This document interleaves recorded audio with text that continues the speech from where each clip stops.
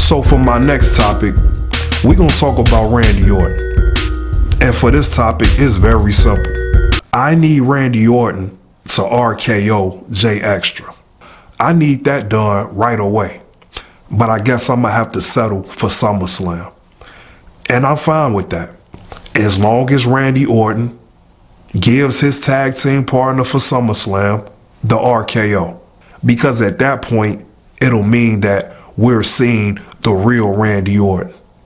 I just need that whole situation to set up Randy Orton as the best villain in the WWE. And I think a move like that would be brilliant, especially right now. Randy Orton should always be dangerous. That's the best version of Randy Orton. When we really look at the landscape in the WWE, we really don't have an official villain. We have a lot of guys that are trying to play the villain, but we don't have the actual villains. We don't have the Avengers level threat that we need in the WWE. Randy Orton has always been a top tier villain in that company. It's not a time in his career where we've sat back collectively and enjoyed good guy Randy Orton. And I get it for now. He came off an injury. People were excited to see him. I'm all for that. But that time has ran its course. Now it's time to get back to business. We need a true villain in the WWE again. WWE has done a good job at making people love Randy. They're singing his theme music, giving him high fives on his way to the ring. He's done a great job at that. That's why this is the perfect time to break everybody's heart, because he has everybody's trust now. Drew McIntyre has done such a great job at being a heel that you wouldn't even expect Randy Orton to make a move right now. And I think a lot of people wouldn't expect Randy Orton to attack J Extra. But if you're a true fan of the sport and of Randy Orton, then you know this is exactly what Randy Orton would do. Even if they won the match, Randy Orton still would distribute a RKO. I feel as though it's something seriously wrong if Randy Orton doesn't give this man a RKO. It's just time.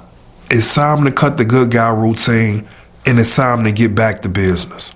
I've read a couple things online, and it seems like people really believe Cody Rhodes is about to do a double turn with John Cena. I get the logic, and I get the anticipation for something like that, but I don't think that's what's about to happen. When I watched Friday Night SmackDown and the contract signing between Cody and John Cena, that didn't strike me as Cody being a villain or Cody having heel tendencies. I didn't get that. I saw John Cena still very much in his heel persona. I saw John Cena trying to find an easy way out and a cheap way out of not having to defend the title at SummerSlam. That's a classic heel move. It was nothing said by John Cena to make it seem as though he's about to redeem himself. I think people are really giving WWE too much credit. And I think fans are mistaking Cody's characteristics as trying to turn heel. We should all know by now that the WWE just aren't great writers. And in that, they're just trying to make Cody look like a tough guy. They just don't want Cody fans to look at Cody as weak, because that played into the scenario at WrestleMania.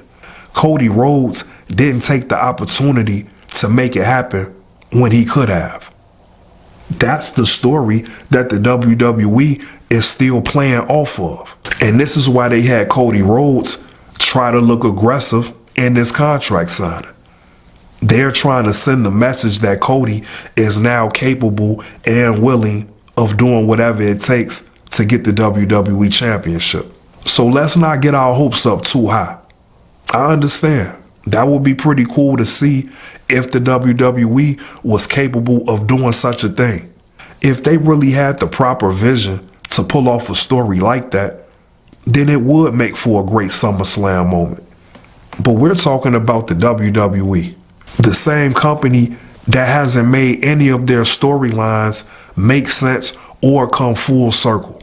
And as simple as that scenario might sound, they wouldn't even know where to start. So in my opinion, Randy Orton is the only suitable choice to have any resemblance of a real villain. At this point, he's all we got. And when it comes to being a bad guy, Randy Orton is simply just one of the best.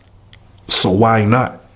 Especially since he's still trying to chase his own history when it comes to the WWE Championship. A lot of people speculate that they should have Randy Orton turn heel against Cody Rhodes.